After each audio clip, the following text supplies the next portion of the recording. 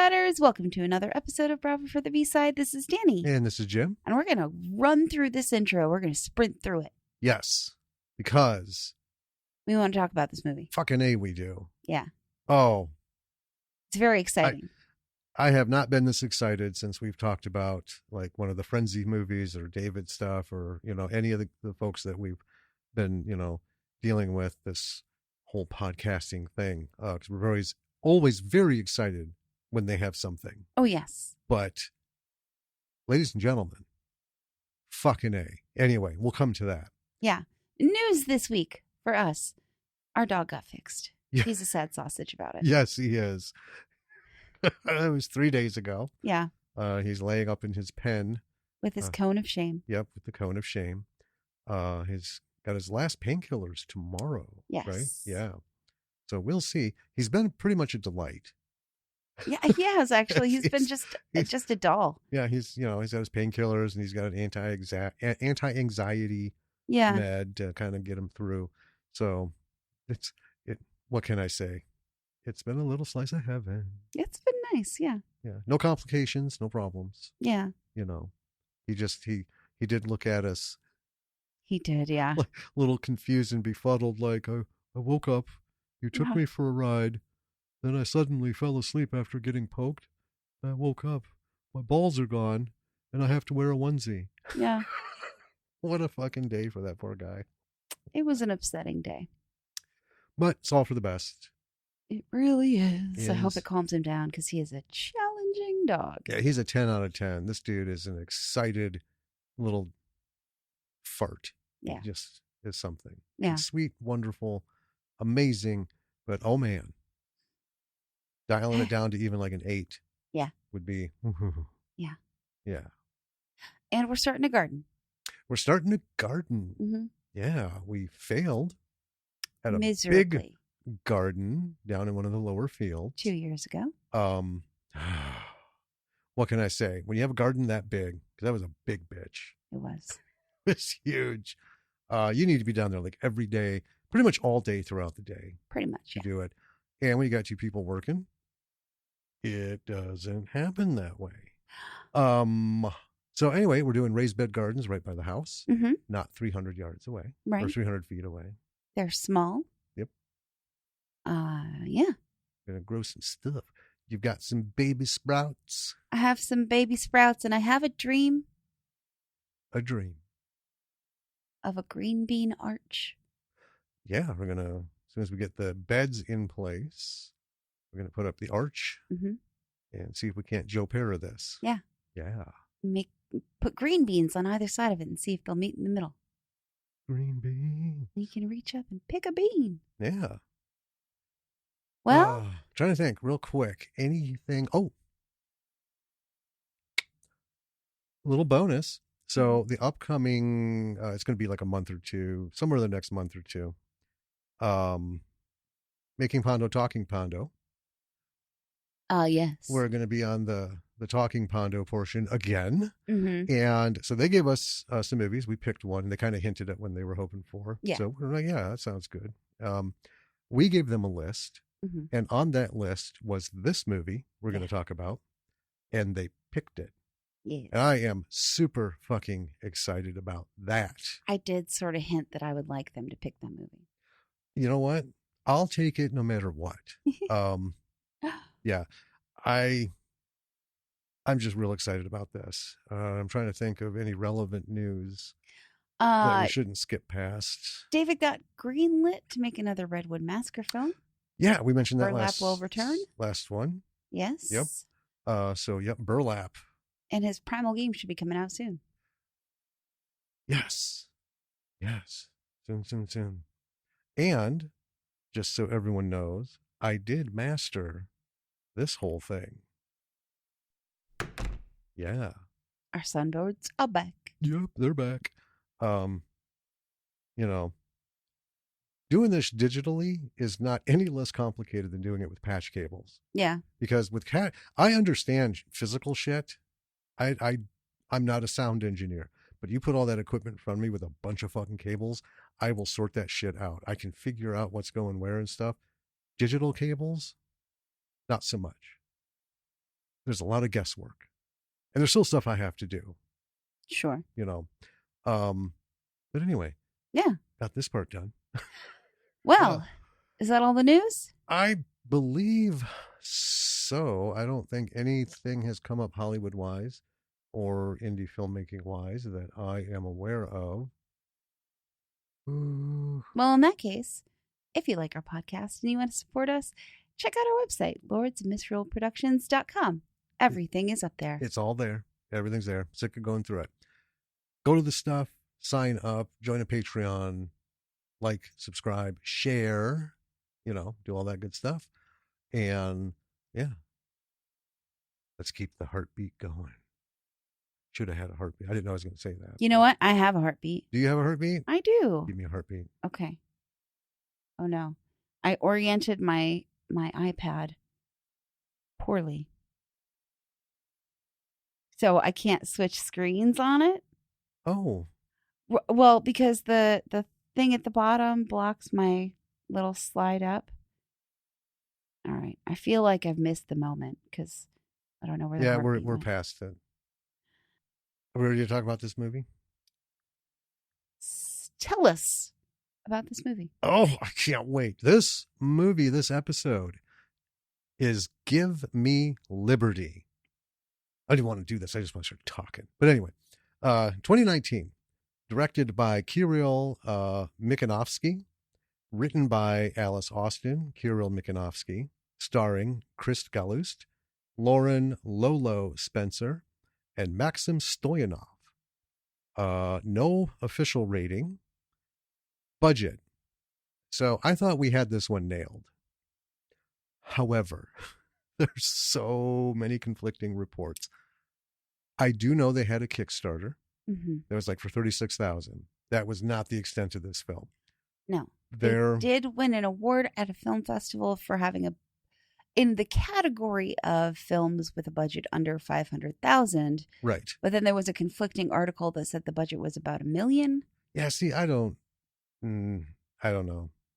It's rough. All I know is there's a bunch of people involved in this. Mm-hmm. The end credits it was a whole big team. Yeah, it's like watching the end of a Marvel movie. It was a lot of stuff.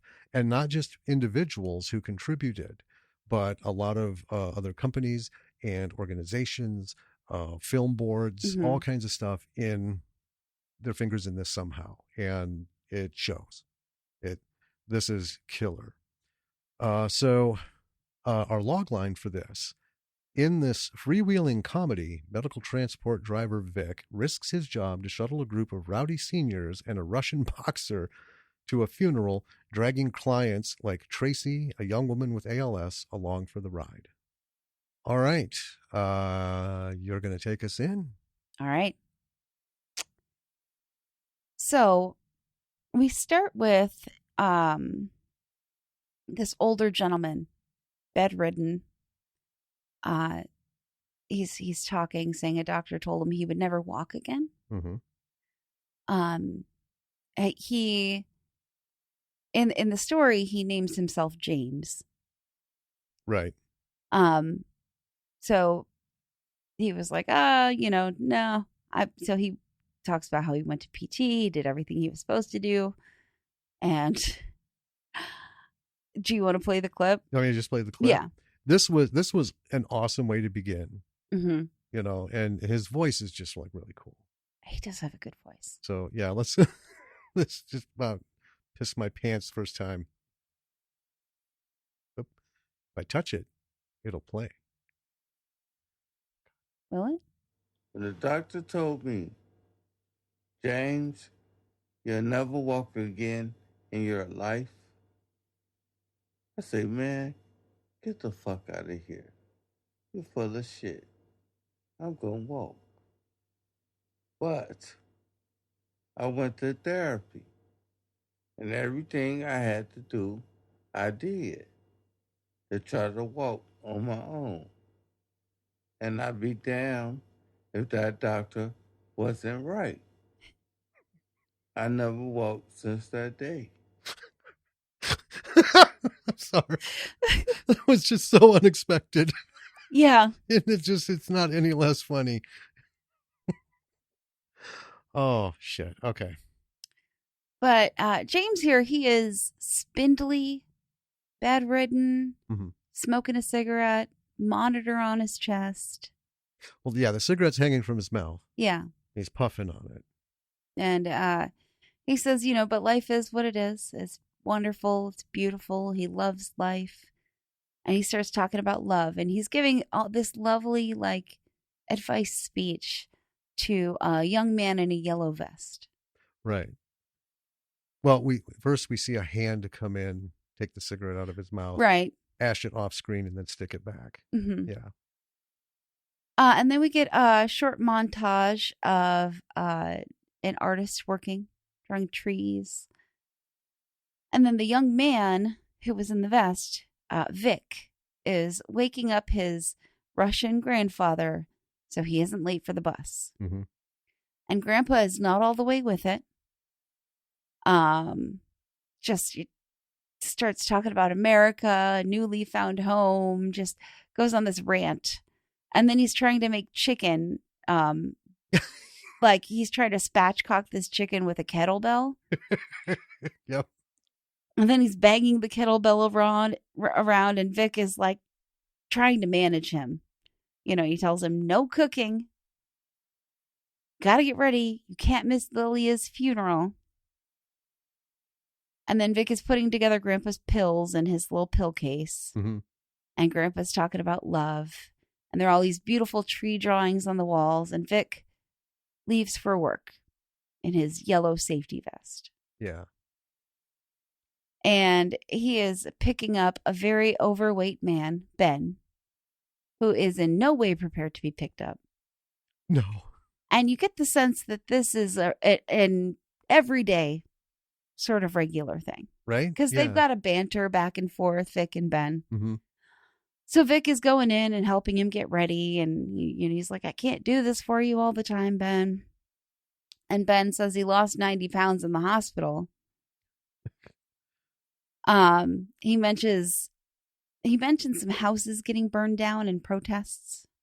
Oh yeah, because there were protests, and a house or a couple got burnt down. And then he just goes on and on about protesters whining, starts complaining about people who complain, and Vic is just trying to get this guy in the van and drive while those guys just talking incessantly. So he picks up another passenger, and Ben is still bitching. Yeah, he is. And she's talking about being in a talent show. And Vic has a rapport with these people. He knows this girl, Michelle. And, she gets on the bus with Ben. And Ben, because she's singing, Rock Around the Clock. Yeah. And Ben asks her if she likes Elvis. And she's like, oh, yeah, I like Elvis. Or my boyfriend likes Elvis or something. And he's like, I hate Elvis. Yeah. He just... And then...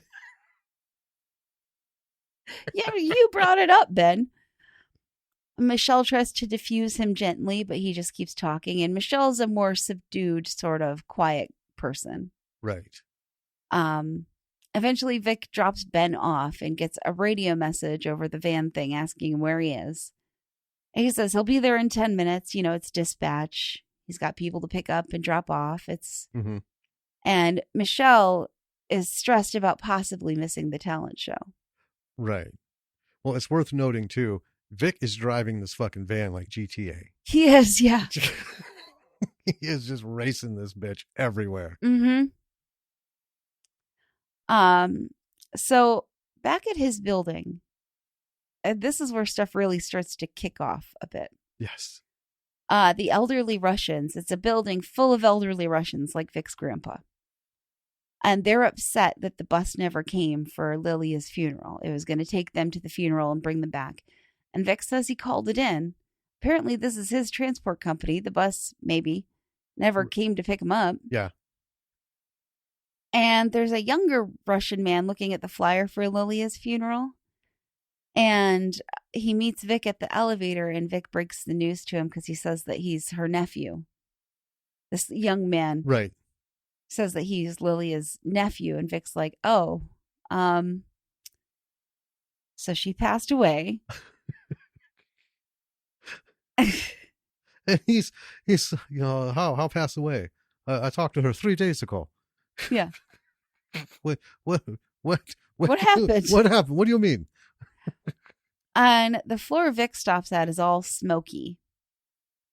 And this young Russian man gets out to help him because Grandpa's been trying to cook. And Vic's going on and on, they're going to kick us out, blah, blah, blah. And the Russian man, Dima, does a fair job of distracting Grandpa while Vic cleans up. He starts pretend boxing with Grandpa and, He's talking shit. Mm-hmm. Yeah, nonsense. Yeah. He goes into the kitchen and he's like Cajun style. It's this like blackened chicken.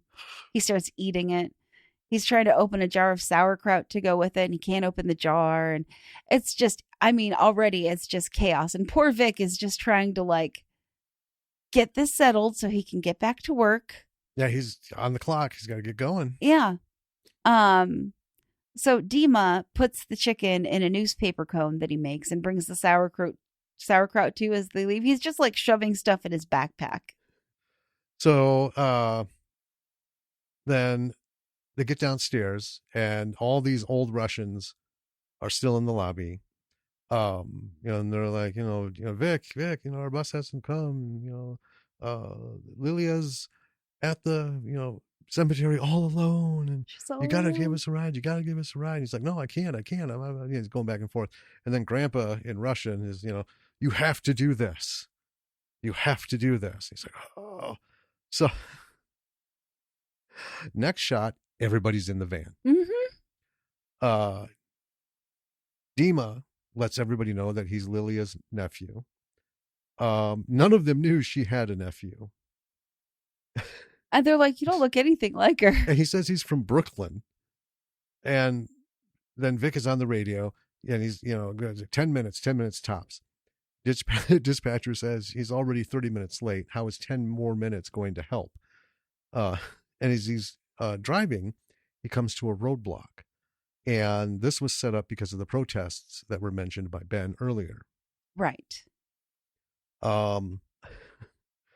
And he's told he has to go all the way around. Now, mind you, folks, this is in Milwaukee. Yes. So, and the reason that's important is because Milwaukee is like Chicago, is like New York, and is like LA, right? There are surface streets which take you for fucking ever to go places, and a lot of them don't cross the freeways. Right. Right. So he cannot get to any of the freeways. So he's GTA driving that fucking van around corners. People are just left and right. Yep. And this thing's rattling and tires are squealing. And then Dima says he needs to pee. Vic's like, well, that's bad timing. And then the radio comes on again, asking Vic, where the fuck are you? He says, on the way, 10 minutes, 5 minutes, soon. And then he's racing down the street. Everyone is bouncing all over the radio again. And we get another 10 minutes tops. And, Vic tells the dispatcher that the roads are blocked. Then Vic gets to a house, goes in, calls for Tracy, and yelling, her ride is here. She says he's an hour late, and it's a black family, and this is the whole part of the protests, because it was just, I'm not sure what exactly kicked them off, but it's kind of a my neighborhood kind of thing they're protesting against. I think there was some mention of like a shooting and then protests after. Okay. Yeah. Anyway, so Tracy is in a scooter. Mm-hmm. She has ALS. And there's all kinds of commotion over a mattress. There's mattress halfway up like a first flight of stairs that goes up, turns, and continues. And Vic is initially helping move the mattress. Well, because he had to move it out of the doorway for him to get in. Yeah, and then Tracy's brother comes down and he starts yelling at one of their other sisters. It's like, I fucking work. What are you doing all day? Nothing. Why aren't you carrying this up? So then he picks up an end. Vic picks up an end, and then the brother just like drops it, comes down, goes and does something else, and Vic's just standing there. He's like, well, fuck. So Back in the van, this whole group of old Russians, as with the accompaniment of an accordion, are singing "Let My People Go." Right. Michelle is singing "Rock Around the Clock" on her own. After they're done, and then the old man playing the accordion starts to give Play a with her. little accompaniment. And then back into the house, Vic is trying to get, or outside, Vic is trying to get Tracy into the van. Her scooter locks up for a little bit. He's trying to fix. He's like, stop, stop, stop, stop, stop. I know what to do. She gets it sorted out. And then he tells everyone they have to get out so he can get Tracy inside. Right. Right. So one of the old Russian women asks if he knows what kind of neighborhood they are in. Right. And, yeah. It's the whole thing. So next thing we see them outside, standing on the sidewalk, not happy. No. Tracy gets lifted up, the lift, gets in the van, and then she sends Vic into the house to get a sword. She got someone as a gift. She's just like, just go in there. I forgot the sword. Go get the sword. Tell my mom it's the gift. So he goes in, gets the gift, and you can see it's a sword wrapped up. And then the radio again, and Vic again, 10 minutes tops. And Tracy is grilling Vic about him taking the old people to a funeral before dropping her off. She calls his dispatcher. She's like, I need to report a situation here. Well, yeah, because she initially grills him like, are all these people supposed to be on this van? Who are all these people? Yeah. Why are they here? And Vic just sort of evades answering.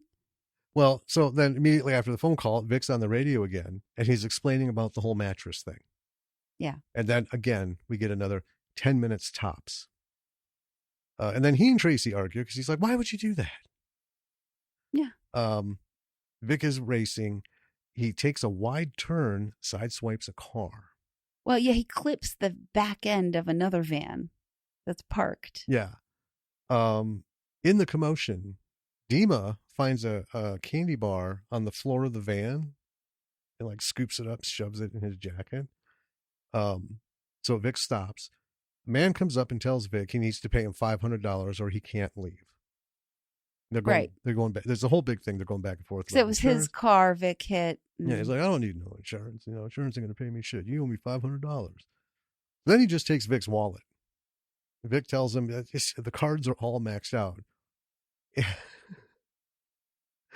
And the guy is asking him stuff, and it's because Vic buys vinyls. Right. And then the man's like, well, we can go to an ATM machine. There's a time machine right over there. Yeah. And I say time machine because he mentions it the one time. I don't know if anyone remembers these, but when freestanding ATM machines first became a thing in southern Wisconsin, time, Tyme, they were time machines. Right. I don't know the origin of the name or anything, but that's how I grew up. You didn't go to an ATM, you went to a time machine. Yeah. Oh man, this is like, I know. So much is going. This is so chaotic, this beginning. Tracy tells the guy to back off. Yeah, so she's yelling at him, let it go. They argue a bit. Dima tries to help, and then Vic just takes off. Dima tells Tracy she's a strong woman, big respect. Then we fucking dispatcher, and then again, 10 minutes. One of the old women is having a diabetic issue. Right. Low blood sugar. And she needs a candy bar because hers is missing. Cut to Dima, who's got the last 2 bites of it. And he just like shoves it in his mouth and puts his face down in his coat. Mm-hmm. And just wolfs it down. At this point, Vic is just like, fuck this. And he just lights a cigarette in the van. Yeah. As everyone is yelling, and he is just racing through town. And then finally, he gets to a center and lets everyone off. And Tracy is just hilarious, commenting on the situation like, oh, well, I'm so glad the accordion got off this van before I did. I know. And then she's like, no, it's fine. I'm not mad as long as I get off, you know. Oh, God. She has a client there waiting for her. And then while this is all going on, another dude comes on, Steve. Mm-hmm. Steve he seems like he's unable to speak. He can make sounds. Right. And she's who he was supposed to meet. And what she does is she gets these folks with disabilities jobs. Right. She's like, I got some paperwork, to do, and we're going to do this and that. And then Vic shuts the door. Yep. And she calls the company for a new driver, and they say it'll take 45 minutes. And she's just like, no, that's ridiculous. That's ridiculous. So she is stuck in the van with Steve while all these people go inside. Right. But Michelle, because she's, there for the talent show. Right. But all the old Russians go right. in as well. Who went in because they need to find something for that woman to eat. Yeah, because they're supposed to be vending machines. Mm-hmm.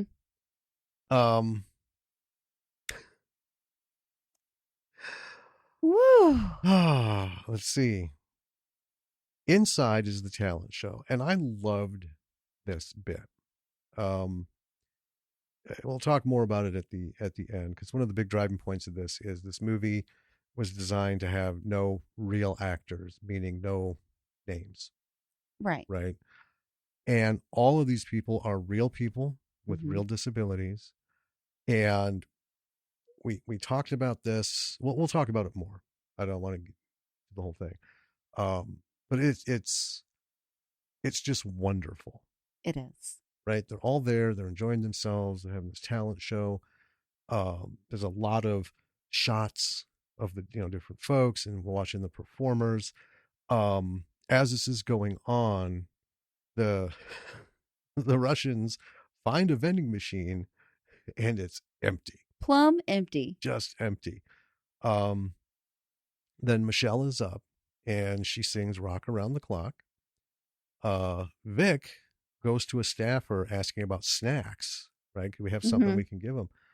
And the guy pulls out dog treats. But they're dog treats that they make at the center, and they are actually perfectly fit for human consumption. Right. Right. So it's just like when we make stuff, for Husker. For little man. And I wouldn't necessarily want to, because they are a bit more dog oriented, our recipes. But in a center like this, you can't make things that can't be ate. Right. Right. So, and then Vic is on the phone with dispatch, and then he's trying to round everybody up. And I wrote, I'm fucking exhausted just watching Vic. I know. I mean, we are like 20 minutes into this movie, and I am almost perspiring. And then one of the older Russian women is watching a guy drawing trees with markers, and she says he's very talented. These are the same drawings that were on the wall in Vic's apartment. Yes. And they are really cool looking. They are. I mean, they're really just lines, it's not like a full on sketch, like a pencil sketch kind of thing. Right. But just the way they're done, I don't know, there's just something soothing looking at them, and the colors. Yeah. Yeah. I was like, okay, yeah, we could do a few more minutes of that. I'm going to let you take over because, all right. That was hard and heavy. So it's pure chaos. Tracy outside has managed to get a hold of someone who is in the center and asking them to come help her. It's her boyfriend. So she gives him the sword for his birthday, and, it's a katana, and he's like, oh, cool. She asks him to take a box to his place. Apparently she's moving in with him. And he says, can you hold on to the sword? I can't bring it in the building, which tracks, right? And then he doesn't want to take the box. He's like, can we do this later tonight? And she's like, what? And he says, I'm going to go get the driver. And he just leaves. Really dismissive. Yeah. I mean, very douchey. Yeah. And he's acting weird. And even Tracy asks Steve, she's like, Steve, that was weird, right? He's like, Yeah. Yeah, I thought so too. Yeah.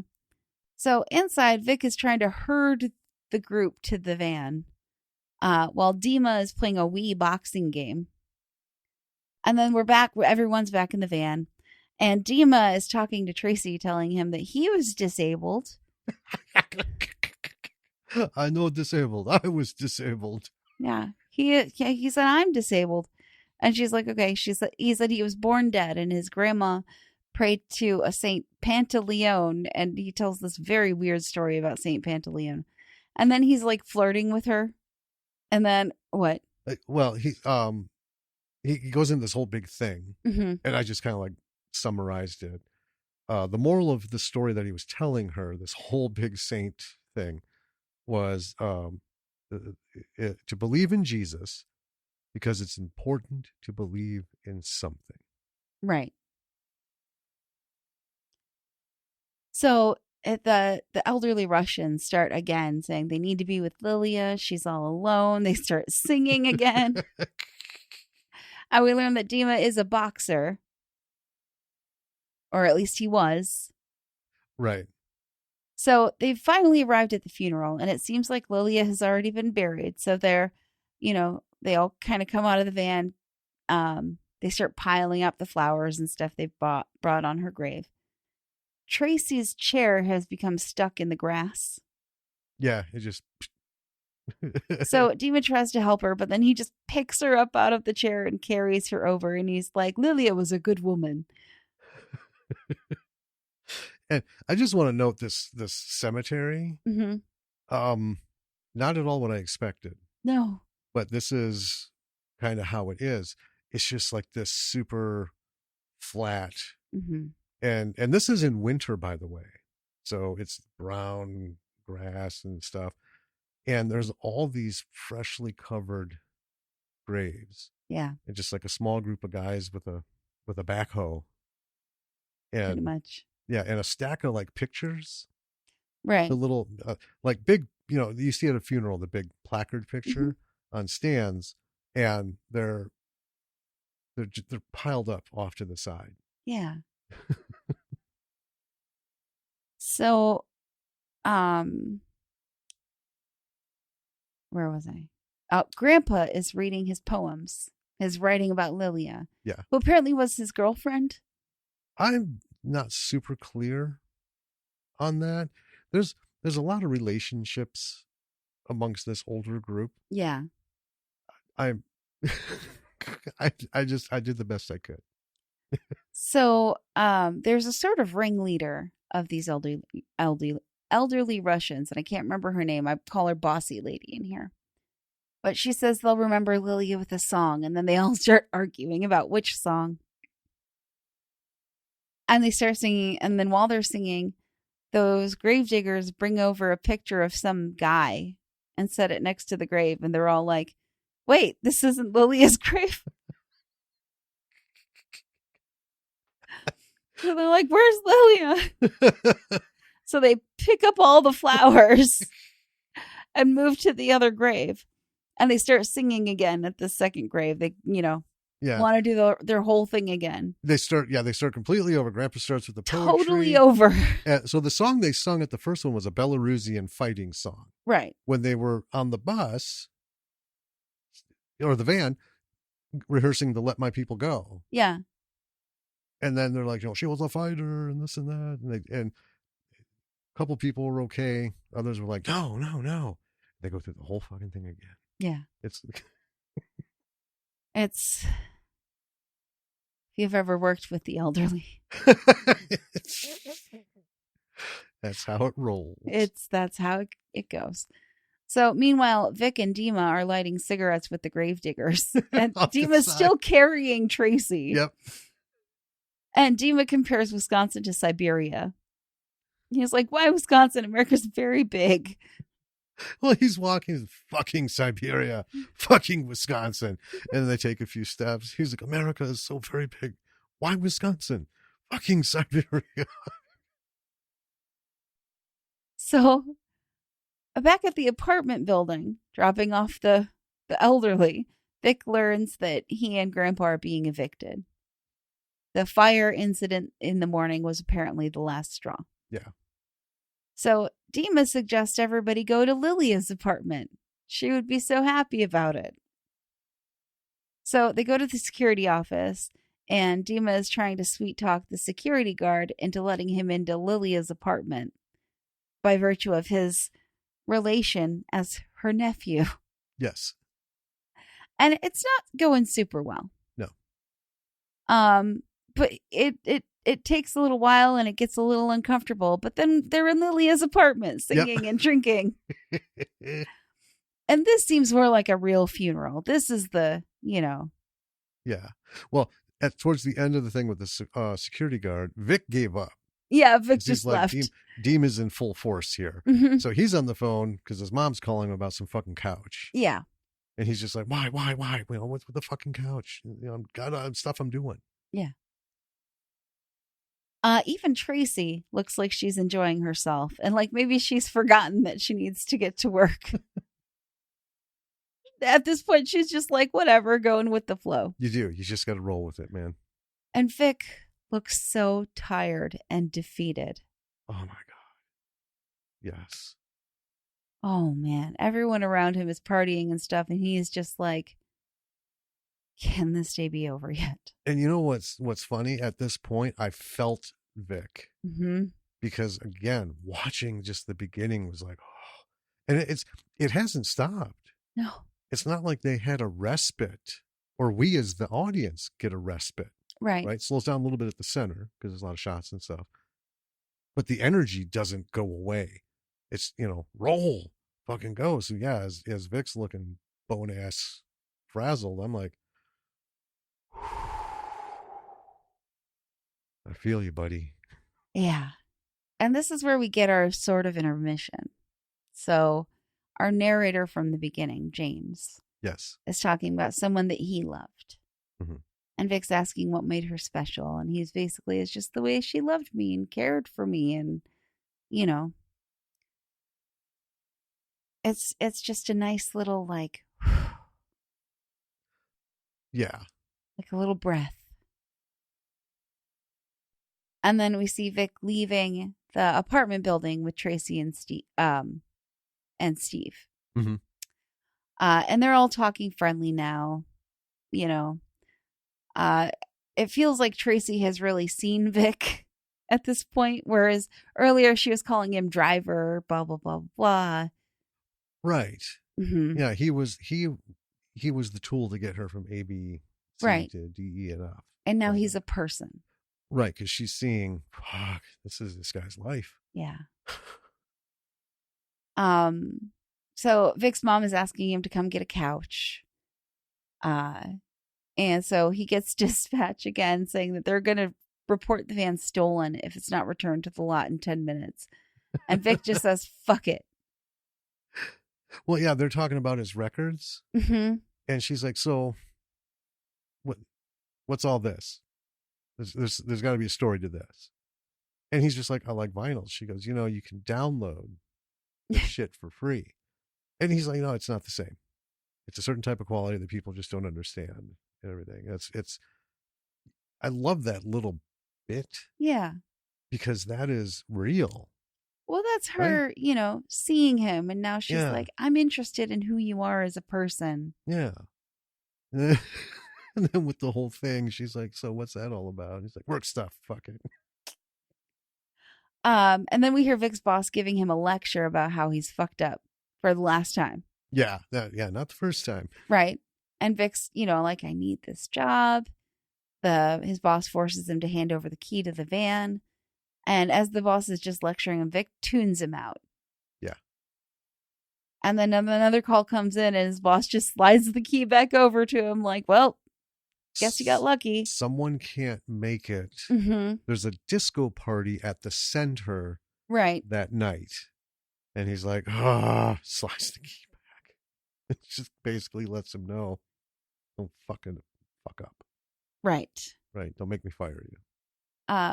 So then Vic's picking up the big talker, Ben. That's what's from earlier that day, and Ben is talking about how he's in love now.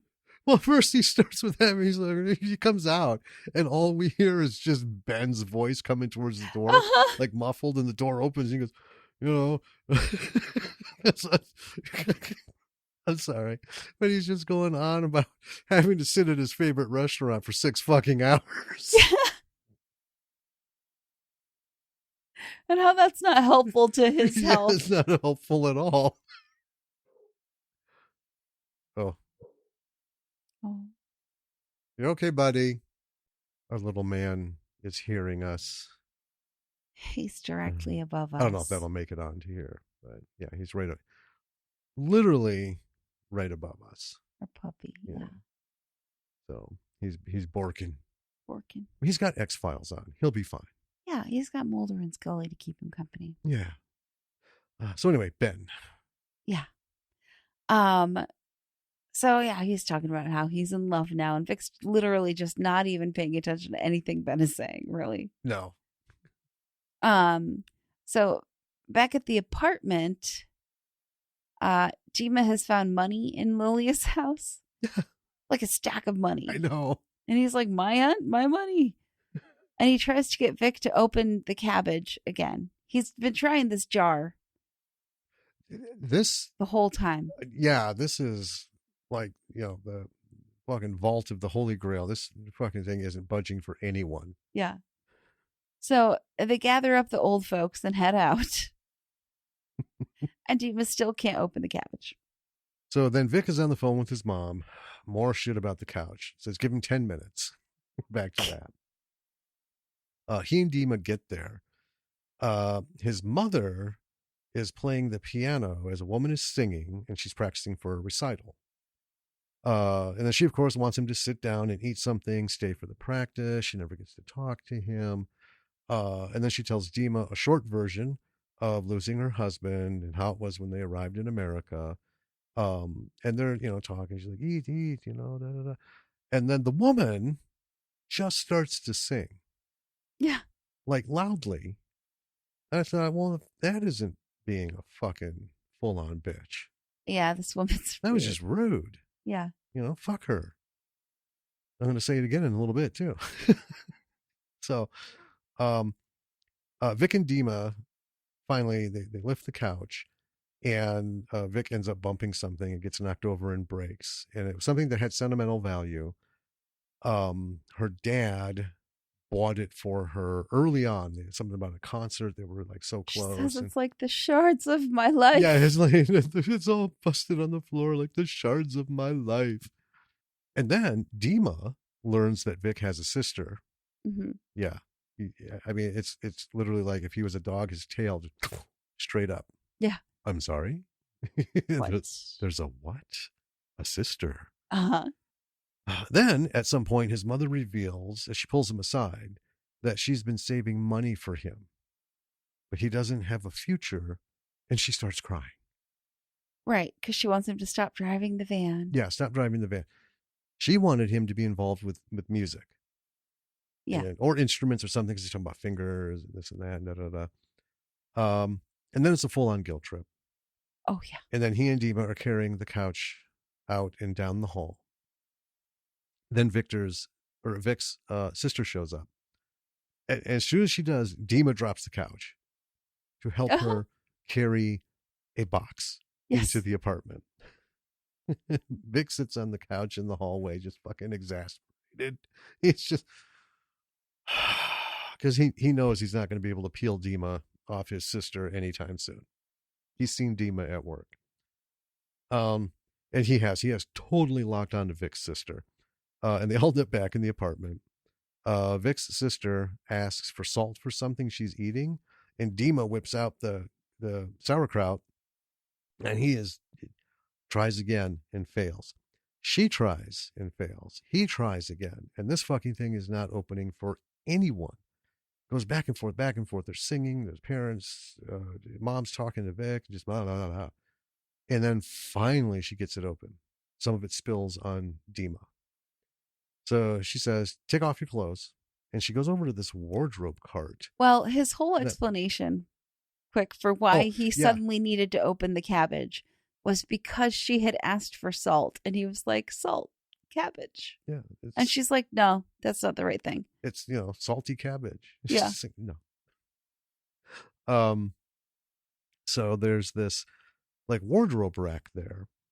And I was trying to think, was it her, I think it was her husband's clothes because we because he learned, died only a couple months before. yeah, we learned that he died 2 months before. She's pregnant, by the way. Mm-hmm. So she takes Dima over there, and he like tries on a jacket and it rips, and it's just a whole kind of thing. And then we have recital woman trying to belt stuff out here and there. And so as Dima puts the jacket on, it rips, and then they're kind of like having fun about it. Yeah, they're flirting a little And bit. then she gets like, oh, like just yeah, it just curls back, and then he's like chasing her around, like give her a hug. Um, Vic gets him finally to move the couch. They're taking it outside. Dima thinks they can just leave it, yeah, like in Russia. Just fucking leave it. And Vic's like, you can't do that here, right? So they end up getting the couch where it needs to be dumped, and then they're back in the van and they're taking Grandpa home. And then we're back to James in bed and talking to Vic, and he goes on this whole thing like, I'm talking to you like a father would talk to his son, and this whole big thing. And then he goes, all this time I've been talking to you, and I haven't heard you once say, I want to do this or that. So I pulled that one too. So I'm gonna pop that out. When I was your age, I had plenty of ambition. Why don't you have any? You not once have you told me I want to do this, I want to do that, I want to be this, I want to be that. Why? I'm just asking you a question, man to man. And that's like point, spot on. yeah. That was like a right between the eyes, because when they cut to Vic after the question's been asked, you can see he's utterly lost. And really, his only answer is he says he guesses he hasn't found his purpose yet. And then James goes on to say things happen, and when they do, you have to grab them. Mm-hmm. Right? I love James. Yeah. So then Vic's back at Tracy's house with Grandpa in tow. Uh-huh. And the next thing you know, they're both at the table being fed. Yes. When Tracy comes downstairs. So she can walk. Right. Not well, very slowly, not stable, hence the scooter. Right? And Vic has a surprise for her, tells her that they're going to a disco later.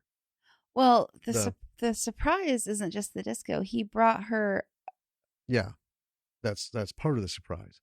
But he also brought her a mobility scooter that was it Lilia's? I think it was James's. He said it's a friend's. It's a friend's. That's right. Yeah, because there was a quick shot of him kind of like tooling around and smiling. I guess he was seeing if it worked. So he's got that for her. And then Tracy's little brother is heading out with some friends, and she starts like grilling. Whoa, where are you going? Mm-hmm. And she just doesn't want him to go because of all the shit that's going on. Right? The roads are already blocked. Protests are going to be going on. Mm-hmm. And as we all know, protests are really not where you want anyone close to you to be. It can get rough. Then there's an argument between the two of them about, how is trying to be a DJ a job? Because you aren't making any money. I pay all the bills. And his friend says they're going out to sell their CDs to make money the fast way. And then she's like, oh, the fast way. And so, she's like, give us a little something. So they go into the little rap routine. Tracy's mom starts talking about her husband. Yeah. And she's loaded. She's Yeah. Yeah, she's been sipping booze since we first saw her in the morning, and she is just out there. We learned that he was a gambler. She didn't know at first. When she found out, she was embarrassed, didn't know how to tell people. This woman has some deep, deep wounds, Yeah. right? And so now, in this little bit, I mean, through this whole thing, we've seen Vic's life, right? Yeah. I refuse to believe that today it might be a little extra, but this isn't, I don't think, an exception to his daily life. We get the sense No. from Grandpa, every day's got to be a thing with Grandpa. Yeah. Stop fucking cooking. You can't cook. you know, the job, just the shit that goes on, right? Mm-hmm. But now we have a real look at Tracy, right?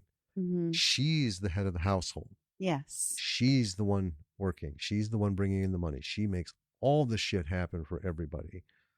Um, uh, Mom eventually ends up crying on Grandma's shoulder. Grandpa's. No, no, Oh, it was Grandma. Tracy's grandma. Yeah, Tracy's grandma, because she's there too. Mm-hmm. And then Vic and Tracy are up in her room, and he's showing her an improvised record player by putting a record on a pencil, making a cone of paper, and taping a needle to it. Yeah. You spin it, and then you put that on there. And it, I mean, it sort of works. It sounds horrible. Anyone who's done it knows. Yeah. And she asked, does this ruin the record? He's like, yeah, it really fucks it up. I love that moment. I know, it's such a real moment. Yeah. And just genuine and sweet and not. It's a gorgeous, gorgeous moment. It's him showing himself to her. Mm-hmm. This is what I'm talking about, vinyls. Now, this isn't going to illustrate the sound and stuff, but you can't do this with an MP3 player. Yeah. Right? I can play a record without power. I need a pen, tape, paper, and a pencil. Yeah, it really fucks it up. yeah, it really fucks it up. Then they're in the van, and he asks, "Can I put one thing?" Sure. So Vic left his grandpa with Tracy's family. Oh yeah, I'm coming to that. Oh, okay. Yeah, because it's just the two of them in the van. Mm-hmm. And when that happened, I thought maybe they're just not showing Grandpa. Right, first time we watched it, so I'm like, huh, okay. Anyway, he asks about the sword. She says it was a gift for her boyfriend. Says he collects them. Vic asks how many. She says, well, this is the first one. And then Vic asks, does he know he's collecting them? Yeah, she's like, I don't know. Then back to Tracy's house, Grandpa is in the kitchen cooking. And I couldn't type fast enough. I wrote this down. Chicken. I can't type fast enough to describe this mess. But Grandma is just having a good old time with him in the kitchen. Oh, yeah. He's got pots stacked on top of pots and chicken pressed between shit. And I'm like, what in the fuck is going? I've never seen this kind of madness, but it was hilarious. Yes. But he is just in his element, and Grandma is just all about it. Oh yeah. It was just beautiful. And there's smoke in the kitchen. Yes. It's like a thick fucking London fog.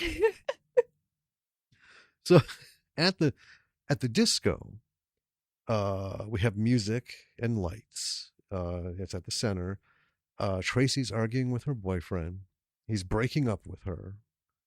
And she looks amazing. She does look amazing. And he is, I mean, just every bit the douche that we kind of read into him at the beginning. Yeah. Just really dickish, kind of stupid, selfish, whatever. Elsewhere in the center, folks are dancing it up. They're all just having a wonderful time. Mm-hmm. This is their party. So, and we have, there's a lot of shots. Vic is having some moments. You can see he's thinking. They cut to him. There was a spot in here when he had that like thinking look where everything went black and white. And I mean like 3 seconds. And then, they're back to it. And then he snaps out of it because Tracy is yelling at him, asking if he can take her home. Right. Because this all just happened. So on the way home, Tracy gets a phone call, says she'll be home shortly. But there are sirens blaring all over as they're driving. Yes. Yeah. This whole part of the city is just going, right? They get to her house. Turns out her brother has been arrested. And her mom is yelling at her that she needs to go bail him out for $1,000. Right? Yeah. Mom's a bit of a mean drunk, too. A little bit. I mean, don't bite the hand that feeds you, especially when it's your fucking kid. Right. And then the rest of this scene goes black and white. Yeah, it was just something. So Vic runs to his mother's place, and the recital is going on. And he tells her that he needs some of the money that she's saved. His sister, Sasha, is asked by mom to play the piano so she can look for the money. And Sasha hates it. At first, she's like, no fucking way. And I don't know what that whole story is, but I think mom was hard on her because she's a nurse. Yeah. Mom wanted them to be musicians. Yeah, so whatever happened there, that was like PTSD. No, won't fucking do it. She does, though. Yeah. And the singer is a real bitch, I have to say. God. Oh, man, I would just stop playing. So get your fucking ass out of my house. Whatever. Of this whole film, even the douchey boyfriend, right? Not a big deal. But this bitch really got under my skin. I'm like, with all this going on, all these people, they're really delightful, wonderful, real. And you cantankerous, operatic twat. Can't you see things are happening around you? Right? I mean, you're singing in a fucking apartment. I'm thinking, not ruin any chances of discovery, no auditions, give it a minute. But anyway. So mom's looking around. She's having trouble finding the money. She looks distressed. Vic asks, where's the money? She tells him she put it in the couch. And there's just this moment, all this stuff's going on in the background, the piano, the singing and stuff, but they're just staring at each other speechless. And then, of course, Dima swoops in, comes into frame. What's going on? What's going on? So he tells him the money's in the sofa, and he just busts out laughing. Yes. He gets it. So Vic asks Dima for money since he's pilfered Lilia's place. Yeah. So they're heading out. Sasha runs out after them. She insists on going on with them. And then Dima shows up with some flowers. Yeah, that he took from the recital. Yeah. He just stole them. Yeah. Vic races off to the police station. So Dima gives the flowers to Sasha. Tracy says they're nice. He gives her one. He's like, no. So they count the flowers, and Sasha explains that in Russia, an even number of flowers means death. Right. So there was 38, so he gave her one. Now Sasha has 37. It's all good. And then Sasha says that he's so cheap, and she gives like half the flowers to Tracy. And then Dima goes into full Dima mode and is hitting on Tracy and then Sasha. Vic is watching, not impressed. And then Dima goes on about how he knows everyone. I know you, and I know your heart. Blah, blah, blah, blah. And then Vic says he knows Dima. He tells him not to fuck with his sister. She's been through enough. Yeah, Dima's like, what are you talking about? He's like, you're a con artist, you're a bullshitter, blah, blah, blah. And then they kind of argue. And this is where the film goes black and white. And this is where it goes full black and white. Yep. So Dima just starts throwing the money around the van. Yeah. Saying he doesn't need it and Vic is an asshole. I mean, So they get to the station, still in black and white, and the van is basically in the middle of a riot. Yes. That's happening at the police station. So Dima tries to clear a path for the wheelchair lift so that Vic can get Tracy out. And she fights her way through the crowd to get to the front. Tries to explain to the officer that she needs to bail her brother out. She's like, I need to get in there. I have a reason to get in there. You know, I've got money to bail my brother out. My brother's in there. You can't stop me from going in there. But the officer will not let her. He's like, nobody's getting in. Yeah. And the crowd starts getting violent. Dima gets into a fight with somebody for no real reason. Car guy. Oh, yeah, it's the car guy. It's the car guy who wanted $500. He happened to, and he's like, oh, I know you. And then Dima's like, yeah, boxer. Yeah. And then gunshots ring out and the crowd just sort of goes crazy. Kind of scattering, kind of that. Well, everyone who's seen a big riot knows what happens. There's people who panic, there's mayhem, there's confusion. And then there's also the people who are like, if this is where we're fucking at, bring it. Well, yeah. But you don't know where you're bringing it to. Right. Or who you're bringing it to. Right. Which just adds more to the confusion, right? Mm-hmm. It's just a fucking mess. Very tense. So, it's confusion and trampling, and Vic is trying to get to Tracy while Dima is protecting Sasha. And Tracy gets knocked over, and Vic puts himself over her to protect her. Mm-hmm. And then the next thing we see, Vic and Tracy are talking. Tracy's okay. I was worried in that scene before because I thought she was dead. Yeah. Well, they're in the van now. Yeah. Yeah. And it's color again. Yeah. Yeah. And she's talking about how she does what she does to take care of her mom. And she asks how he does what he does. And then this lovely Bon Iver song comes on over a montage of the tree drawings again. And James talking. And everything is done for a reason is sort of the last line, I feel like. It's everything happens for a reason. That's what they say. Who am I to question that? You live life the best you know how, and you'll be okay. Yeah. That was it. And then there was and then the music was starting to play. This fucking music, people, is awesome. Oh, we're going to talk more about that too. But his last words are, anything else? Oh, yeah. And then just like a bit of the van driving actually on the freeway with like no cars around. Yeah. Kind of like just peace. Oh. That is Give Me Liberty. And this was a machine gun run. I know that. But there was so little I wanted to summarize. Yeah. And we summarized a lot. We did. Even, you might not think, listeners, but we did. I think now.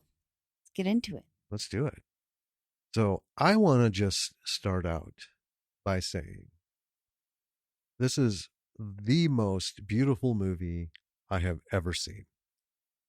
Yes. And I don't say that lightly. And I don't mean to diminish any of the work our friends have done or any of the stuff we've covered and any of the stuff we've seen that we haven't put on the show. There is just something about this movie that everybody should see this. There is something so viscerally real. Mm-hmm. I mean, I guess if we talked about it, and it's like a slice of life. Yeah. And as everybody knows, that is my fucking jam. I love horror. I love zombie horror. I love gory shit. I love, battle royale, ridiculous Japanese gore fests. Oh, yeah. We love all that shit. But I love slice of life movies because generally there's almost no real plot.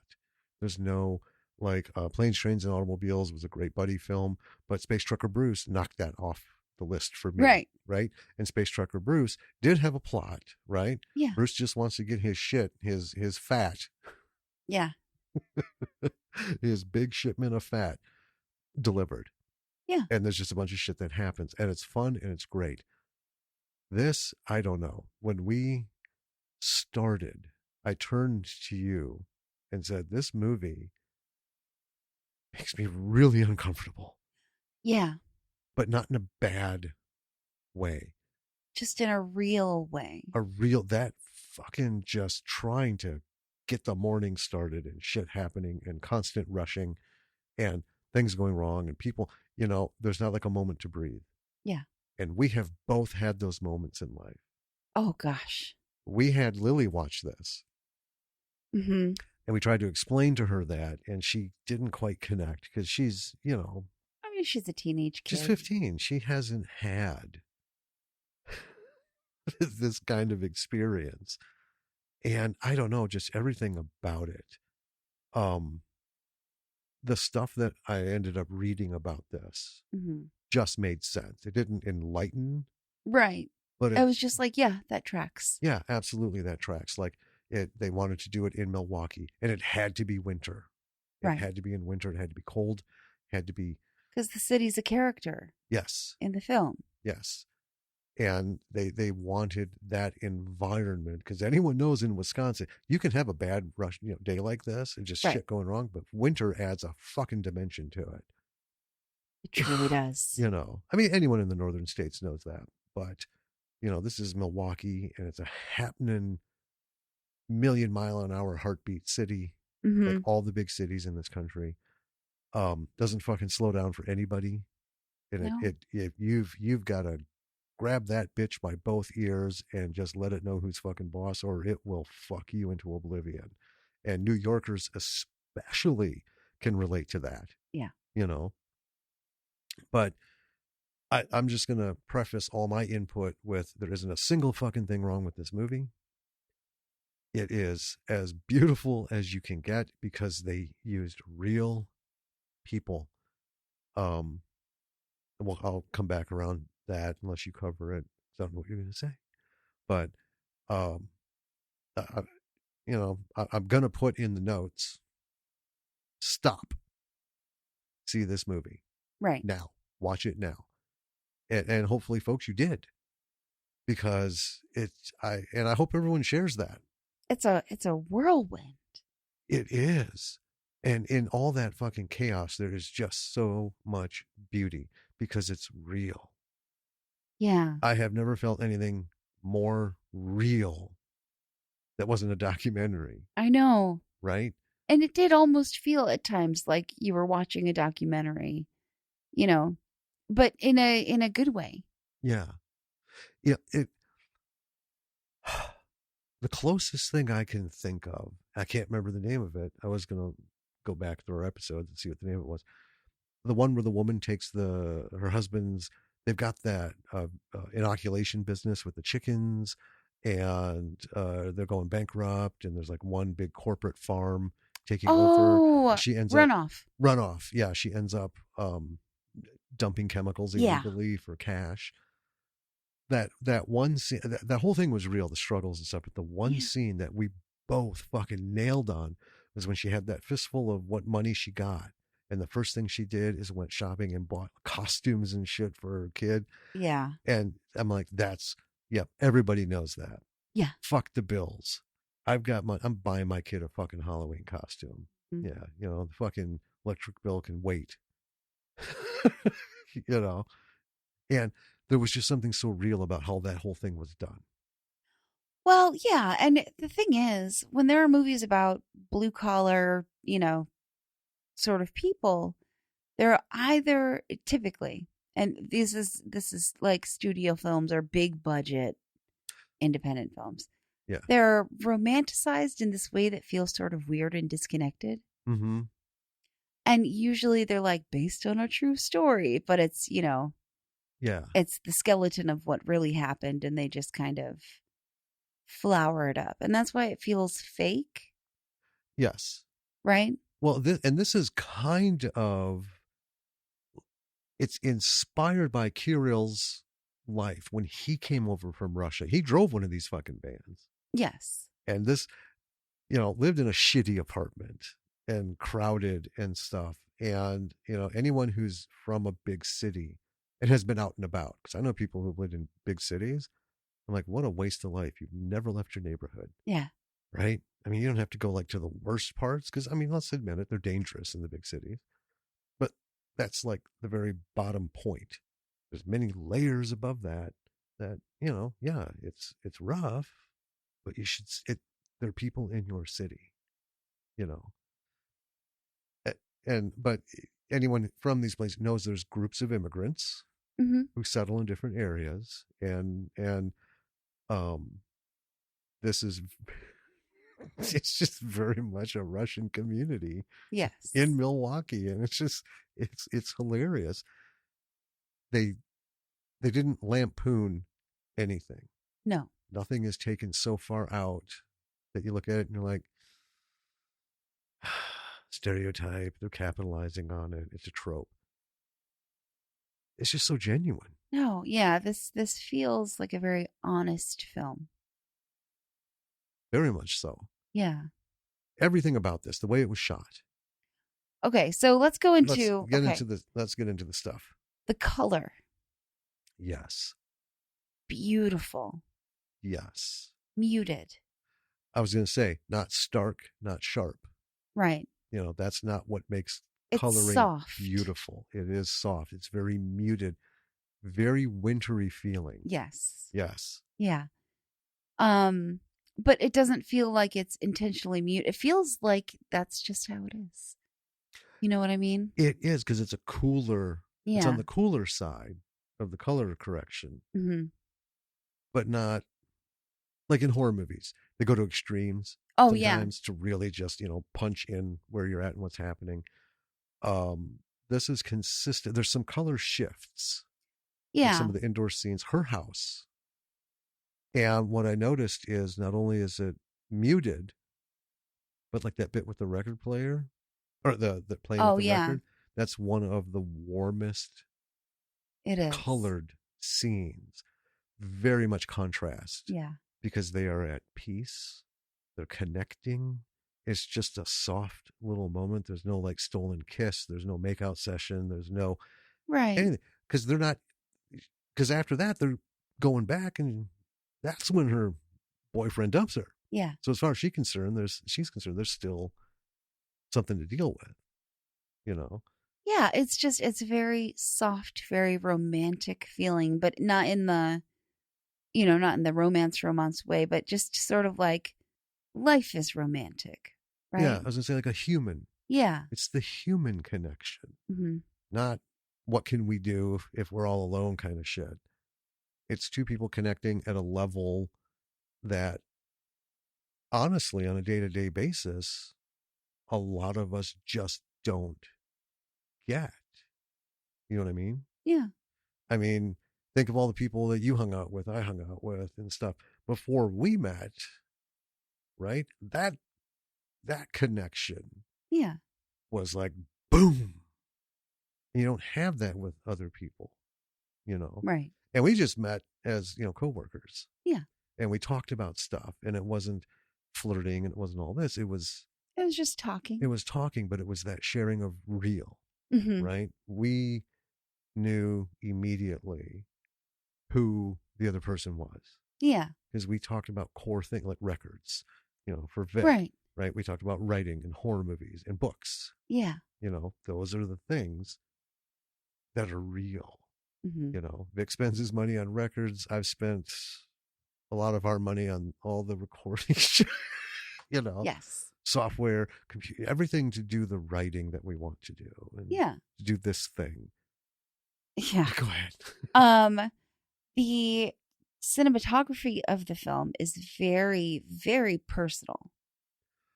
Yes. It's a lot of handheld, but it's not super jarring.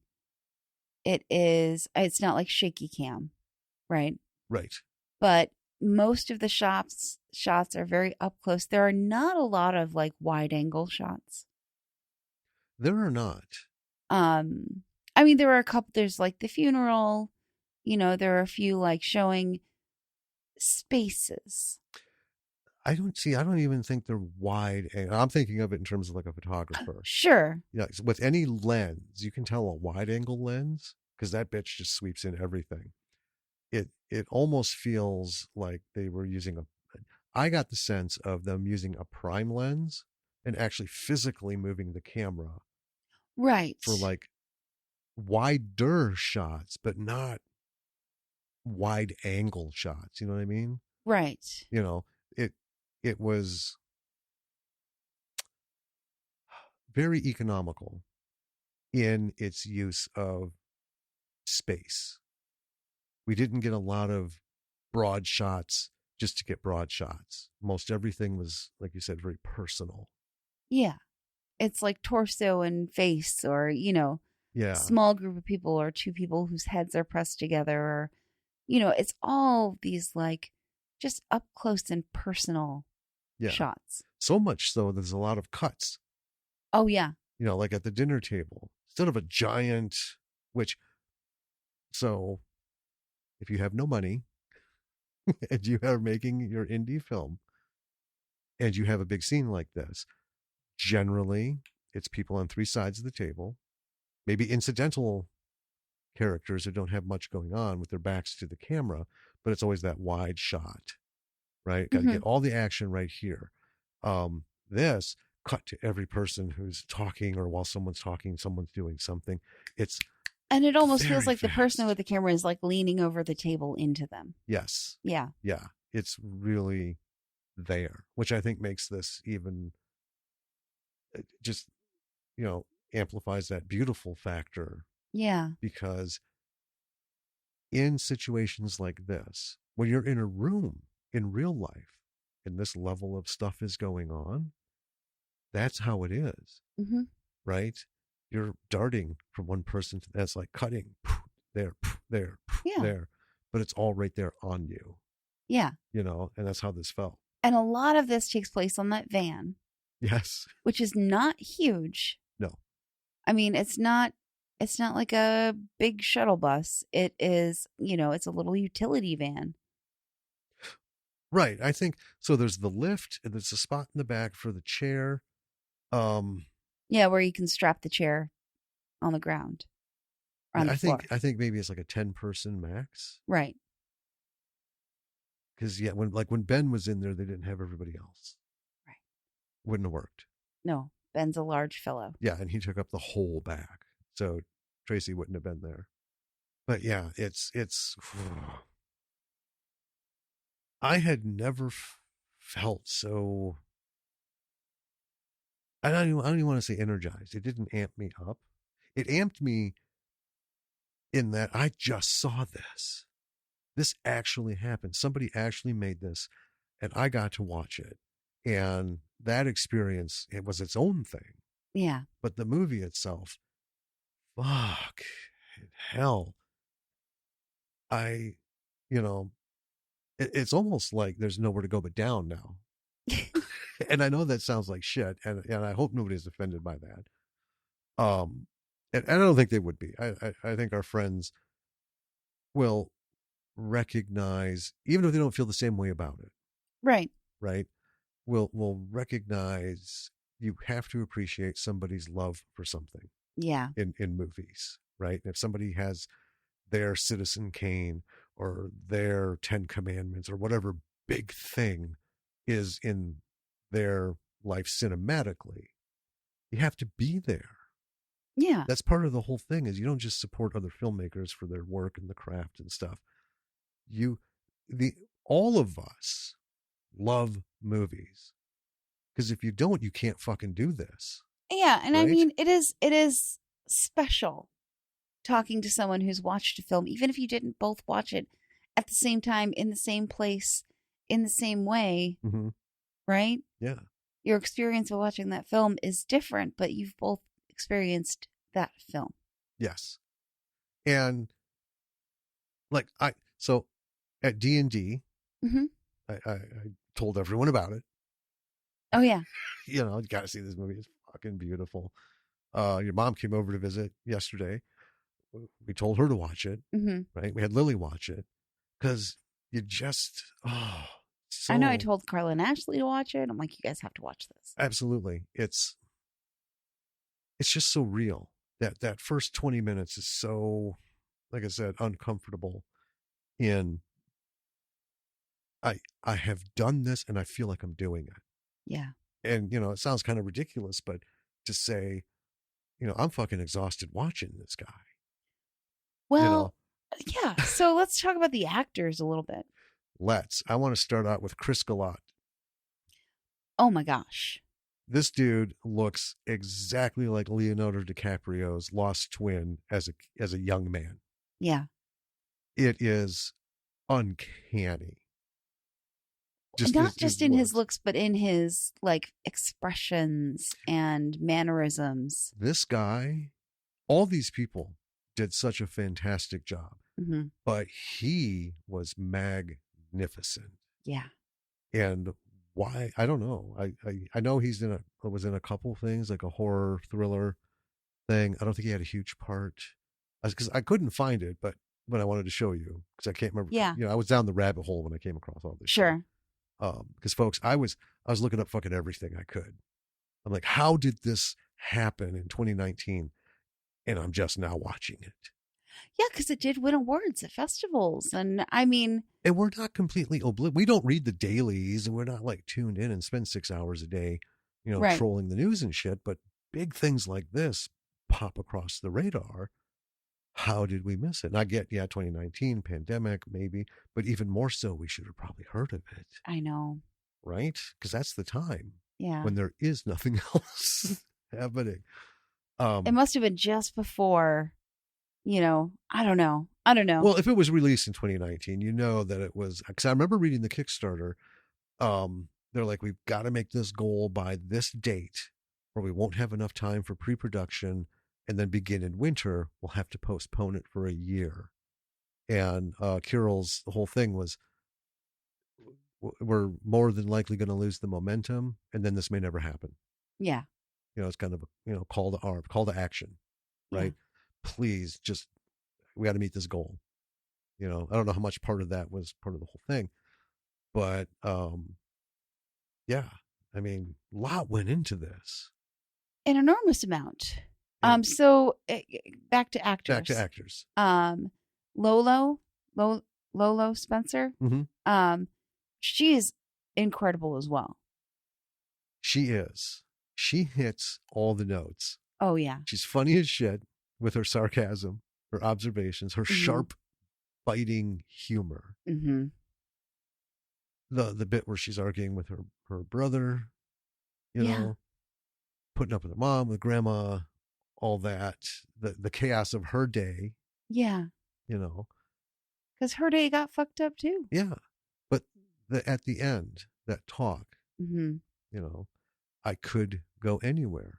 I could do anything. I chose and I choose to be here. Because the things that matter to me are here. Yes. Taking care of her mom, her family. That's what matters to her. That's her ambition. Yeah. Right?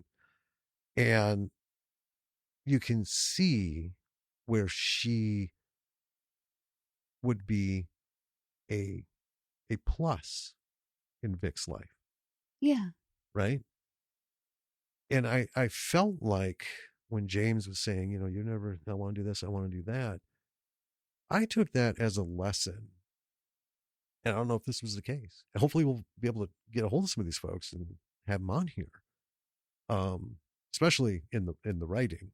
I'd like to know, was that the intent? But I got the sense that when James was telling Vic, I haven't heard you once say I want to do this, and he's like, I just haven't figured myself out yet, or found my way. I feel like her talking about why she's there explained Vic. Yeah. And I feel like a lot of times the lesson is, in life, we're supposed to be looking for this big fucking thing. Well, and that's the thing. Yeah, everyone's been telling Vic the whole time, why aren't you doing anything with your life? And, the question, coming up from what Tracy said about what her stuff, like, why isn't what he's doing enough? Yeah, he is doing something with his life. Yeah, he's taking care of his grandpa. He's taking care of his grandpa. He's working to make what money he can, and help people while he's doing it. And he's not just a driver. He knows all these folks. Yeah. Right? So he's involved. And his big argument with Tracy at the beginning of the movie when, she's like, why are all these people on this van? What is going on? He's like, people depend on me. Yeah, And she's like, I depend on you. yeah. I mean, and she was fair for that. I mean, she was. Absolutely spot on. Um, but yeah, both of them together are absolutely fantastic. Mm-hmm. Everybody did a magnificent job. But yeah, the character of Vic just is alive, and that's not by accident.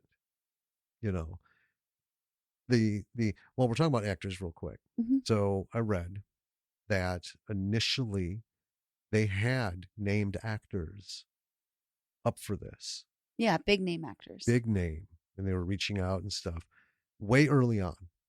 They had acknowledgments and people interested, but then the filmmaking group got together and the decision was made, no, this will only work if we have non-actors in like virtually everything, Mm-hmm. and at the very most unknowns. Right. Right. Chris was scouted out grocery shopping in fucking Bronx. Yeah. Right. um uh uh Roll. Maxim Dima. Oh, yeah. Right, he's from Russia. He came Yes. over, he was in Russia, he made some short films there, he's a producer. Mm-hmm. So he came over to act in this. I mean, shit. I love his character, I Dima. know. He's the best. I want to talk real quick about the center. Yeah, the Eisenhower Center. This was a big thing for me, uh, because it really struck me that this whole segment, and it's a long one too, It was real people with real disabilities Mm-hmm. and doing a real thing, the talent show. Yeah. A lot of times in movies, to be politically correct, and nobody can argue this against me, because if you try, I'm just going to blast you down with 1,000 examples. A lot of times they put mentally and physically disabled people in films to show we care. We care. We know they're out there. We care. And we'll cut them a check. But it has nothing to do with the fucking plot. It has everything to do with showing how sensitive we are, and maybe how sensitive a character is, because they're otherwise a dick. And then that's it. It's gone. This was a through line. This was his job. His job is related to these people. He is their transportation. Pick up, drop off, take here, take there, be on time. This. He wasn't really good at it, it sounds like. No. Right? But he kept doing it. And he knows them by name. And he knows what's going on. Right? Yeah. So this whole thing, I don't know. I loved it, because it wasn't a, hey, look, we care. Mm-hmm. This was part of the world that we're being brought into, and it was as genuine as anything I could ever remember ever seeing. Yeah. And it was just beautiful. I know that word, we keep using it for this movie, but this movie is just beautiful. It is. It's beautiful. It's beautiful from a cinematic standpoint. It's beautiful from a filmmaking, writing, acting, production, editing, everything. The story that it told, which, people could argue, what is the actual story? Everyone's just trying to get through the fucking day. Yeah. Right? So that life is messy and wild and frustrating and difficult, and also beautiful. Yes. Wonderful. Yes. It is. It's just a wonderful film. I have not felt so emotional about a film, Yeah. I think, this much ever. There are films that kind of get to me a little bit, even though, I watch them over and over. And that's kind of why I watch them. Sure. Yeah. I know. I've got my cry movies. Yeah. But this, God, we bought this, by the way, B-Siders. Yeah. Yeah. Through Apple TV. And, they'll get their $1.09 from the purchase. Whatever it is they get. I mean, or a nickel. I don't know what the bought it rates outright anymore. But yeah, we just bought it. Because it is available fantastic. on Tubi. It is. That's where we watched it. For free. Yeah. So watch it on Tubi for free. I also want to talk about the music. Yes, I was about to bring us around to that. Please do. So I recognized the sound of Bon Iver at the end of the film. Mm-hmm. And you were like fixated on the song that they played at the end. The name is Holocene. Yes, Holocene. And it's funny because it didn't even occur to me that you wouldn't know who Bon Iver was, you know, It didn't connect. but you do. I do. And you did. You just didn't realize that you did. Because, well, the song you brought me in on. Yeah. Was Skinny Love. Yeah. That's a way different sounding piece. It is, but Bon Iver's music is it's different. Oh, I know. I've been listening to them all over the fucking place. Yeah. I even found the video of them making Holocene. Yeah. On YouTube. Way the fuck back. This song's been around forever. And again, how did that not cross my fucking listening path? I don't know. It makes. I always thought that you like probably just listened to. It never occurred to me to ask you. Well, here's the thing. This, I think, proves a point, which is a weak point in all of this. There is so much out there. I know. There's so many movies. We will never get to them all, ever. Yeah. And there's things we'll never hear about, never see, never find. And it saddens me, but it's just the way it is. And there's so much music out there. You know, I'm not stuck in fucking 60s rock and 70s rock. You know, I like all kinds of shit. Yeah. And there's stuff I absolutely don't like. But there's just so much of it. It's easy to get past it. Yeah. Right. I mean, there's, bands I listen to, artists I listen to. I haven't heard all their stuff. I don't have time. Yeah. And usually right now, because it's like during the workday, right? Mm-hmm. We haven't sat down and had just a good old music jam in like a long time. Yeah. But anyway, about the sound design for this movie, it is chaos. It's pure chaos for 99% of the movie.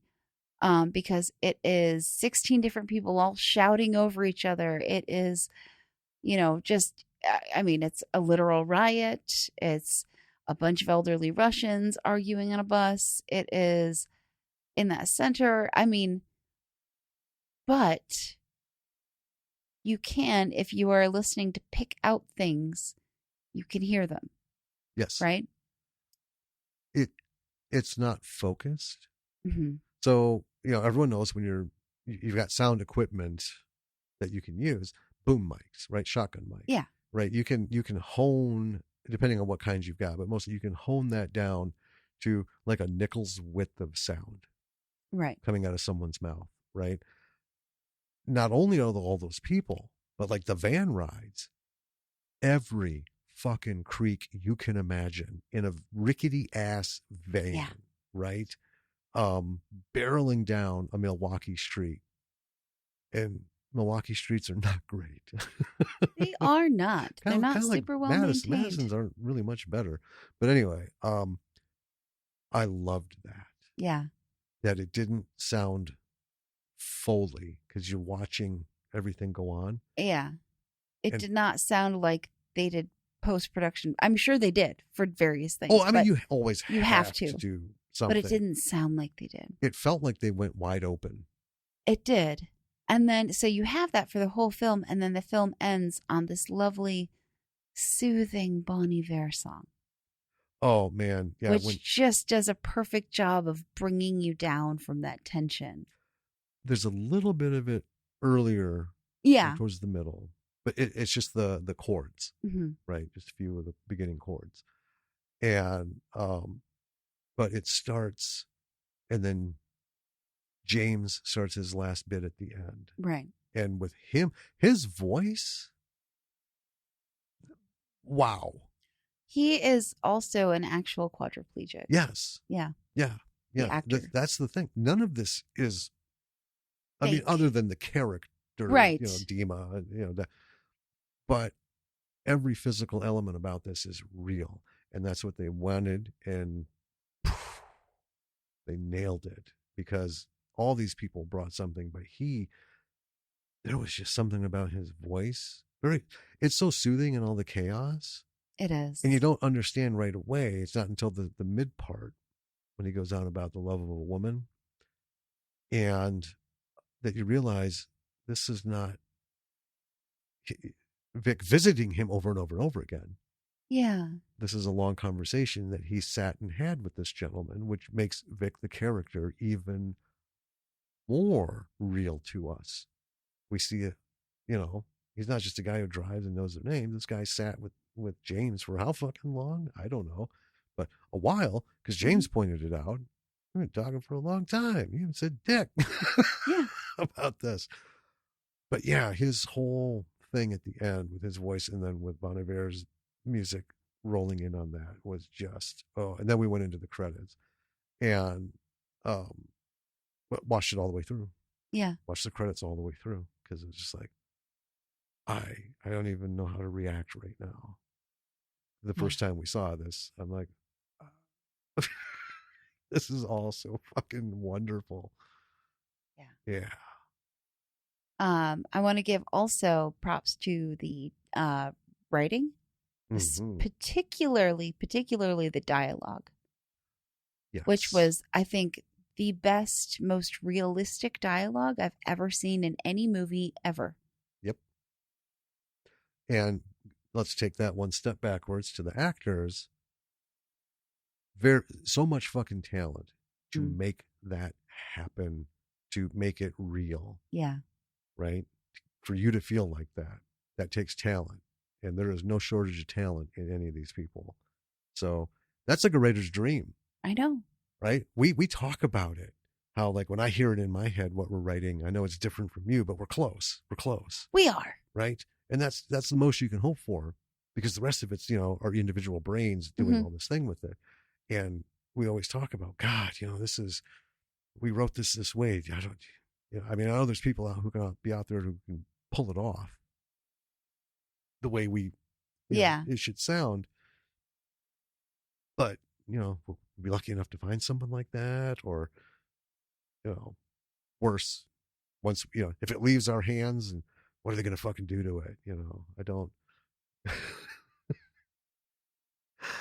I know. Yeah. Don't want a nightmare going on. But sometimes a gorgeous thing can happen where someone does it not the way that you thought about it, but they did it better. And that's, that's a reality. And, that's where we've always talked about from the writing aspect. You got to get rid of your fucking ego. You got to have the ego to say, I know what the fuck I'm doing. I'm doing this well. Mm-hmm. And yes, this is something. I mean, you have to have that. But then you have to let go of the ego so you can take notes from people. You can, which notes really just means criticism. But it's a Hollywood term they coined a long time ago. You don't get criticized, you get notes. Get notes. Yeah. And sometimes it's funny because the one thing that I think I said to you about this movie was like, it's perfect, no notes.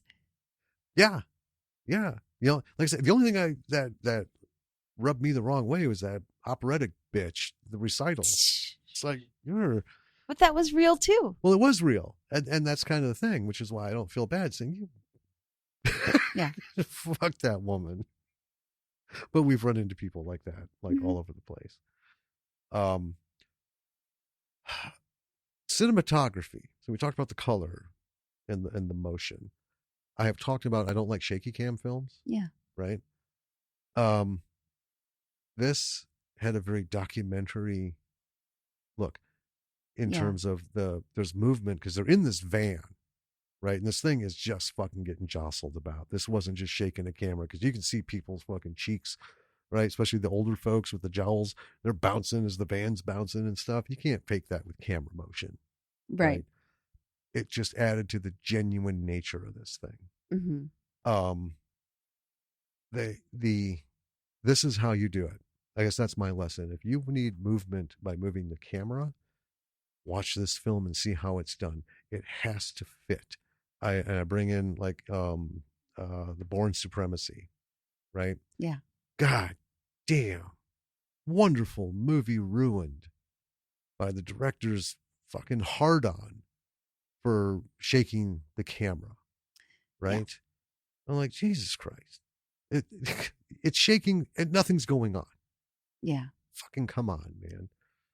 I mean, there's so much to talk about this movie. The shift to black and white, signifying that, like, up until now, it's been just a normal day. Right. This is where shit got real. Well, I liked in the disco when Vic's having that, Mm-hmm.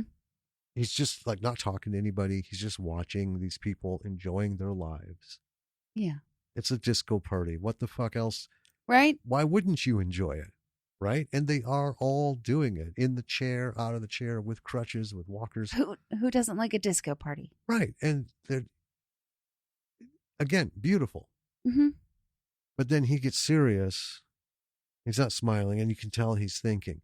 And those moments of black and white, like when they cut to Tracy and her boyfriend's walking out, right? And he's just sitting there, and quick flashback of with his grandpa and the old folks, in the van, just like that, like super quick, and then just that thinking look on his face, Yeah. which was tangible.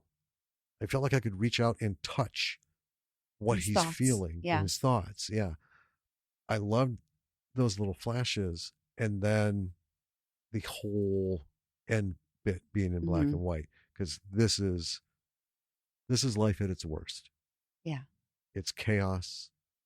It's dangerous. It's volatile. These are the moments where what you do truly, truly counts. And the first time we watched this, when we heard that gunshot, I was actually angry. I'm like, this motherfucker isn't going to end this movie in a fucking murder, right? And then we see Tracy on the ground. I'm like, no, we didn't come this far. There's going to be like fucking 10 minutes of this thing left. This is not how it's going to end. Right. This is not, all of this isn't going to culminate in some shit ending. I know. You know? Oh, I was so. After all this, life is beautiful. I'm like, come on. Oh, but then Mm-hmm. it kept true to itself, and I love that. I love that it made me feel that apprehension. The Yeah. don't you dare. Yeah. Don't you do it. You're better than this. Yeah. But yeah, that no matter what is going on, because these people, they're from an area of Milwaukee, Mm-hmm. right, where the riots and stuff are taking place, because that's where the problem on point was that Right. culminated to this. But even though it's an area, that's where all this other stuff, whatever your day is like, whatever he's been having, Tracy's been having, Dima, Mom, Sasha, all that, right? And this is where shit gets real for everybody. Mm-hmm. And I love the black and white because it did not separate anyone. It was a dark scene. It was night. We lost the drama of the lighting. There was a fire. Yeah. And all that was gone. It was people. Mm-hmm. And at a very unfortunate base level, right? Yeah. And then this thing happens. There's all the panic, the discord and stuff that really just added to it of we are all the same. Doesn't matter what neighborhood you come from, when this kind of thing happens, it's a leveler. And I just thought that was great. And it really made the end better. It did. Like I said, we went back to color. Mm-hmm. That's all great. But just the van driving, not racing. Yeah. And really it's just a shot with someone following the van, the camera in the car. Mm-hmm. I mean, it was very plain. They didn't like get a whole rig and shit going, right? Pulling out a trailer and all this stuff. That warmth, and I will say, so having driven in like Chicago and L.A. and San Francisco, New York, all these places, Milwaukee does have a very unique color tone at night on the freeways. It does. It's interesting. It's very singular, and I don't know if that was part of the reason. But it I think also part of the reason they were focused on Milwaukee is because there are so few movies that take place in Milwaukee. I mean, true. Yeah.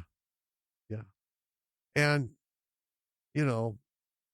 Milwaukee's Milwaukee. I'm not a huge fan of it, but I'm not a huge fan of any big city, really. Right. I just, anyway, that end scene, it was such a contrast. There was all the warmth that we were talking about missing mm-hmm. from the other stuff. And No dialogue, nothing closed. Yeah. Just James finishing up his bit, and then the rest of it was silence, and then credits and Bon Iver playing that beautiful fucking song. Beautiful, beautiful, beautiful. I'm just going to say it over and over again. Beautiful, beautiful, beautiful. Yeah, this movie deserves it. Yeah. Deserves to have that word applied to it. Wow. Oh, I'm trying to think. Is there anything else? I covered writing, which was spot on Yeah. for dialogue. Well, here's the thing. I've been thinking about it as we're talking. And if we continue to talk about stuff, we're going to talk about this movie for 6.5 hours when people should really just go watch it. Well, Because I mean, the lessons in the movie, we always pull out lessons like do this, don't do this, don't do this. I think the lesson for this movie is just watch this movie. I mean, I would agree. This has everything. Here's the best part. This has everything every filmmaker should want to aspire to, right? And I'm not saying make this kind of movie, but all of these things will transfer into a romance, comedy, horror, whatever the fuck it is, right? But at any indie budget, you can achieve watching this movie. You can do this with $500 in your pocket, right? Shooting on whatever you can. And we talked about, so you can't match the sound, you can't do this. Do the best you can. But collectively, this is the fucking finished product you are looking for. Yeah. Right? Where everything comes together in such an astounding tight fit, interlocking. Yeah. You know, if it's a cheap budget, then everything's going to come together in an astounding, interlocking, cheap budget way. Right. Which, arguably, a lot of the very no budget, low budget stuff that we've covered manage that. Space Trucker Bruce. Yeah. Quick note: this movie was filmed at least partially on actual film. Yes, Kodak. Yeah. Kodak. I think Kodak Grant probably. Oh yeah. Put some of that. Yeah. In there. Mm-hmm. Yeah. Pay attention. So, folks, watch this. Watch the credits all the way through. Pay attention. And I like to say that sometimes because the people who work on these movies don't get to light a fucking day. Right. And I always try to watch credits, for movies like this because I read the names. That's all I can do for you. You did your bit in the film. I can read your name and acknowledge your contribution to this, right? And that's the most anyone really wants. It's like, I'm Guy in the back doing the thing. My name will be on the screen. Right. I'm in the list of rioters. Yeah. Somebody sees my name. All right. Yeah. So, give me liberty. Yeah. Just watch it. Just watch it. And I hope people feel something. I don't know that everyone needs to feel as strongly as I do about it. Right. But I hope this movie makes you feel something somehow. Gives you something. That is not negative. Yeah. I don't know how anyone can watch this and just be like, rah! But I hope this does something for you. Yeah. Real quick, check out our website, lordsofmisrulproductions.com. Everything's on there, yada, yada, yada. Socials, Patreon, episodes. As we go out, though, I do need to do that just because I'm so happy. Do we have soundboards? Yeah. B-siders, thank you for listening. See this fucking movie. Do yourself a favor. Buy it. Do it. Buy it. Do it. Yeah, it's like $15. Buy it. Yeah. And if you can't afford to buy it, watch it on Tubi. Tubi's free. Keep watching it until you can and then buy it. All right. B-siders, we will talk to you in a couple weeks with our next find. Oh, yeah. Yeah. Keep making them. Keep watching them. Keep writing them. Keep doing all your shit. Yep. And, reach out to us, all that stuff. Don't give up, folks. Do your thing. Until next time, this is Danny. And this is Jim. Bye.